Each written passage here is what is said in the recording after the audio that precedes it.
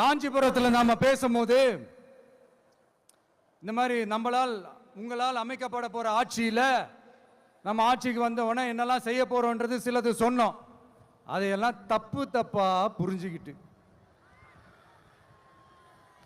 இப்போ சொல்றேன், விளக்கமா சொல்றேன், நான் சலுகைகளுக்கு எதிரானவன் கிடையாது. மக்களுக்கான சலுகைகளை இலவசம்னு சொல்லி அசிங்கப்படுத்துறதுல எனக்கு உடன்பாடு கிடையாது. மக்கள் காசுல மக்களுக்கு செய்யறதை எப்படி இலவசம்னு சொல்லுவீங்க? அப்படியே செஞ்சிட்டாலும் ஓசில போறேன்னு சொல்லி அசிங்கப்படுத்துறீங்க.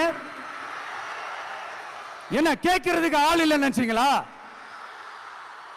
மக்களுக்கு ஒண்ணுன்னா இந்த விஜய் வந்து நிப்பா, இந்த விஜய் வந்து கேள்வி கேட்பா. இந்த விஜய் எப்பவுமே மக்கள் பக்கம் தான், அதே மாதிரி மக்களும் என் பக்கம் தான். என் மக்கள் மானத்தோட மரியாதையோட கௌரவத்தோட வாழணும். என் மக்கள் யாருக்கும் கீழே கிடையாது.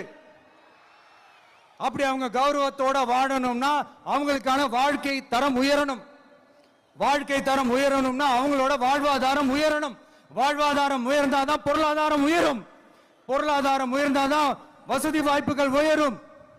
இதெல்லாம் உயர்ந்தாலே ஆட்டோமேட்டிக்கா அவங்களோட வாழ்க்கை தரம், அவங்களுக்கான மரியாதை, அவங்களுக்கான கௌரவம் எல்லாமே உயரும். இதுக்கான வழிகள், அந்த சூழல்களை அந்த கவர்மெண்ட் அமைச்சு கொடுக்கணும். இதுக்கான அந்த திட்டங்களை செயல்படுத்தணும். இதெல்லாம் செஞ்சாதான் இந்த அரசாங்கம். இதைத்தான் இன்னைக்கு சொன்னோம். உடனே சொன்னா மட்டும் போதுமா? எப்படி செயல்படுத்துவீங்க? நாங்க என்ன வாயிலே வடை சுடுறதுக்கு டிஎம்கேவா? டிவி கேடா?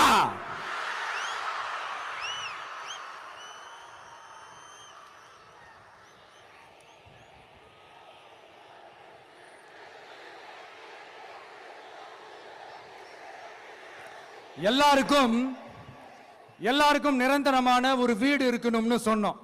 உடனே எங்க ஆட்சியிலே நாங்க எல்லாரும் வீடு கட்டி கொடுத்துட்டோமே அப்படிங்கிறது இல்ல. நான் கேட்கிறேன், இங்க உங்களை தான் கேட்கிறேன், இங்க வாடகைக்கு இருக்கிறவங்களே இங்க யாரும் இல்லையா? எல்லாருக்கும் சொந்தமா வீடு கட்டி கொடுத்துட்டாங்களா? அடுத்து வீட்டில் இருக்கிற ஒவ்வொருத்தரும் மினிமம் டிகிரி படிச்சிருக்கணும் அப்படின்னு சொன்னோம். உடனே எங்க ஆட்சியிலே எல்லாரும் டிகிரி படிச்சு முடிச்சிட்டாங்களே அப்படிங்கிற மாதிரி சொல்றது அது உண்மைனா?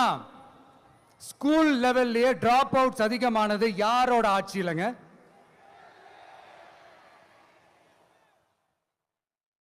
பசங்க பிள்ளைங்க யாரும் ஸ்கூல்ல சேரலன்னு